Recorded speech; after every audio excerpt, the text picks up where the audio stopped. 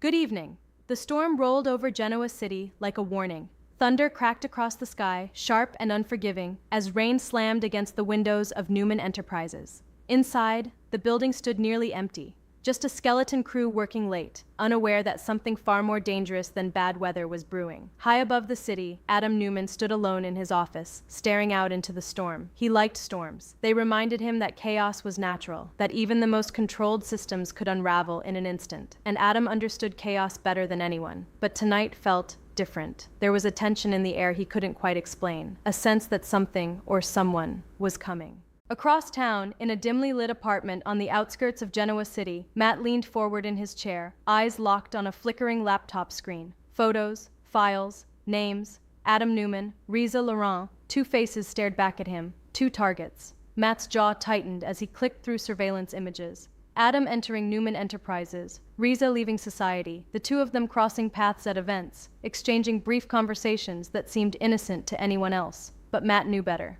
They think they're untouchable, he muttered. His fingers hovered over the keyboard, pulling up a final document. A plan, detailed, precise, ruthless. He had spent weeks preparing, studying routines, mapping movements, watching, waiting, because this wasn't just revenge. This was justice. At least, that's what he told himself. They took everything, Matt whispered, his voice low and shaking. Now I take everything from them. Lightning flashed, illuminating his face, and the darkness behind his eyes.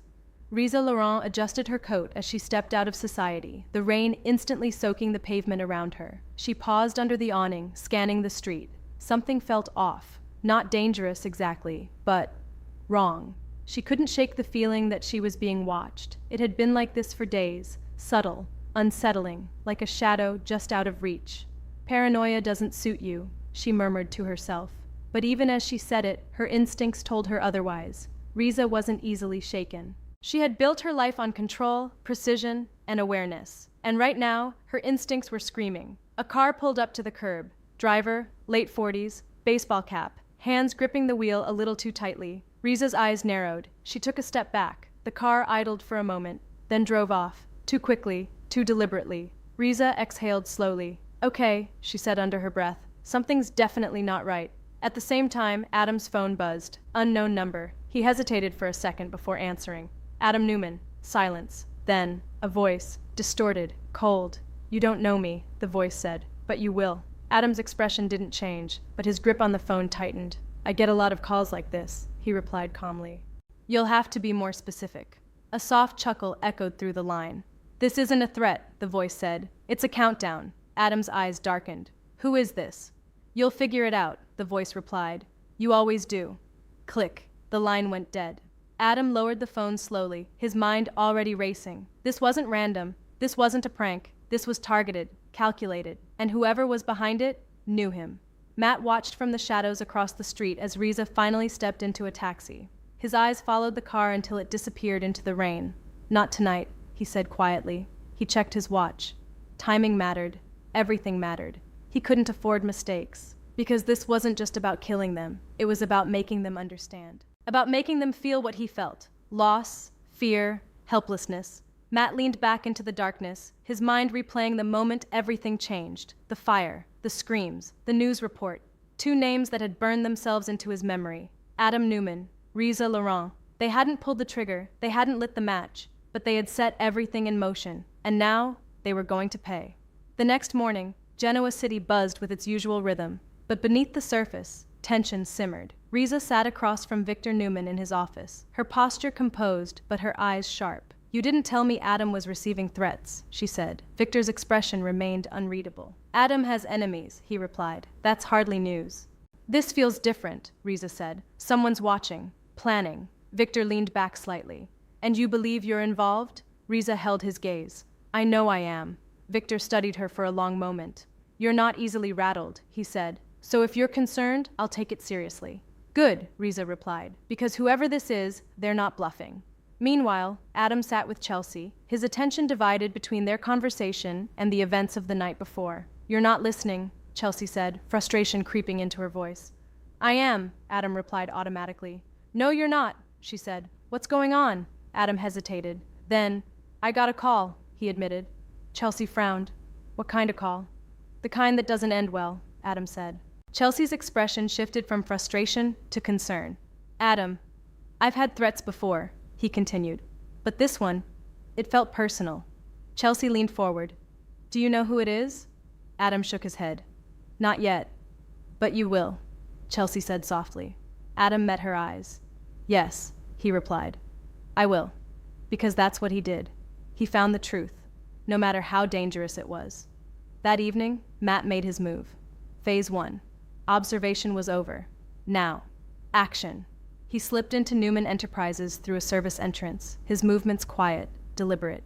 He knew the layout, the blind spots, the timing of security patrols. Weeks of preparation had led to this moment. Matt moved through the shadows, his heart steady, his mind focused. He wasn't nervous. He wasn't afraid. He was ready.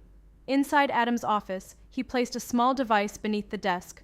A message, not a bomb, not yet, but a warning. Matt stepped back, taking one last look at the room.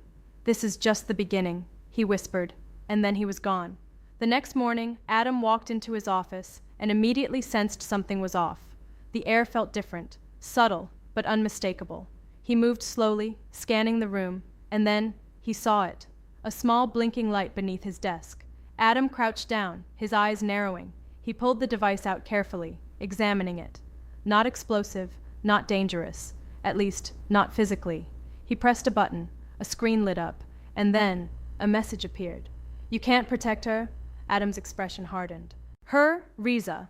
This wasn't random. This was targeted, deliberate, and suddenly, everything clicked. Riza sat alone in her penthouse, staring at her reflection in the mirror. She wasn't afraid, but she was alert, focused, because she knew something was coming. Her phone buzzed, a message, unknown number. She hesitated, then opened it. A single line. He can't save you. Riza's breath caught, but only for a second. Then her expression shifted, from surprise to anger. Big mistake, she said quietly. Because whoever this was, they thought she was a victim. They had no idea who they were dealing with.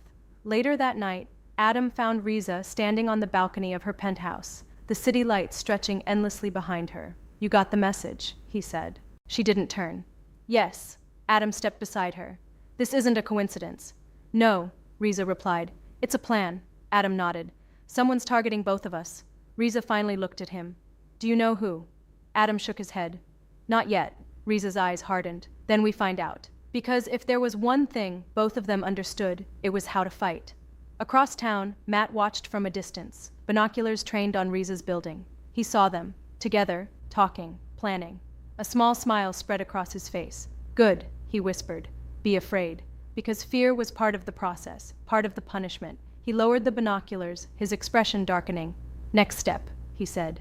And this time, there would be no warnings. The gala at the Grand Phoenix was supposed to be a celebration. Music, champagne, power players from across Genoa City gathered under one roof. But beneath the glamour, danger lurked. Adam arrived first, his eyes scanning the room. Riza followed shortly after, her presence commanding attention. They exchanged a brief look. No words needed. They both knew. Tonight was the night.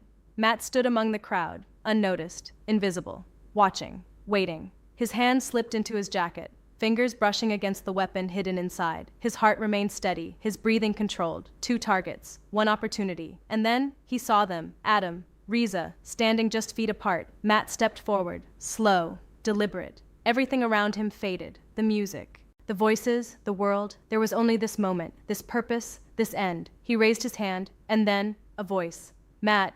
Everything stopped. Matt froze. Slowly, he turned.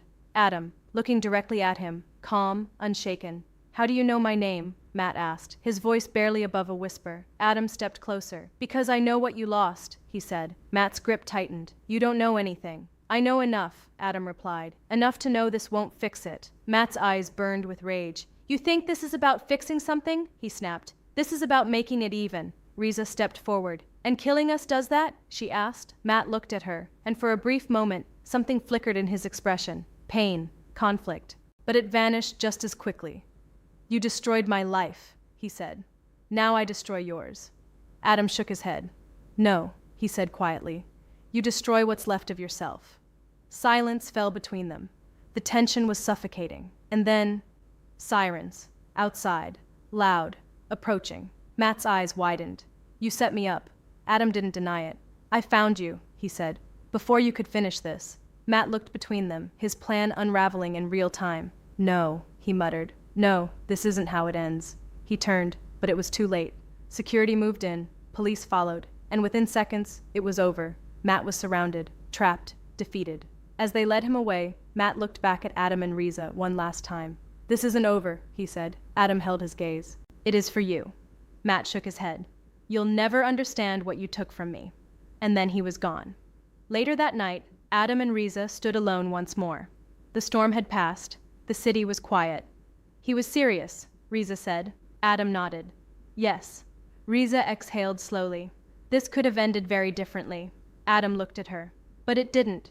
Riza met his gaze. No, she said. It didn't.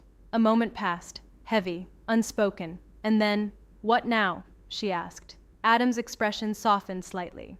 Now, he said, we move forward, because in Genoa City, danger never truly disappears. It just waits for the next storm.